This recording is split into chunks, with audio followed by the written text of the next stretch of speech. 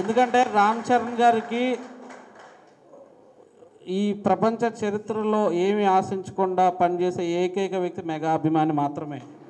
Mega అభిమానులు నిస్వార్థంగా పనిచేస్తారు, ఏదైనా చేస్తారు. ఇతను ఎక్కడి నుంచో చరణ్ గారిని కలవడం కోసం నడుచుకుంటూ వచ్చి చాలా రోజుల నుంచి వెయిట్ చేస్తున్నాడు. ఈరోజు ఇతను చరణ్ గారు కూడా కలుస్తున్నారు.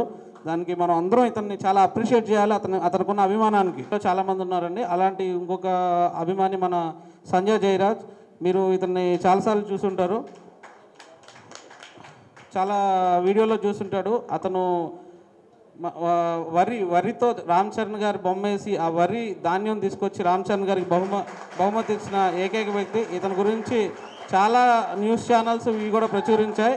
ఇలాంటి నిస్వార్థమైన మెగా అభిమానులు రామ్ చరణ్ గారికి చాలామంది ఉన్నారు, చాలామంది పనిచేస్తున్నారు. సో వీరిని మాట్లాడాల్సిందిగా కోరుతున్నాను.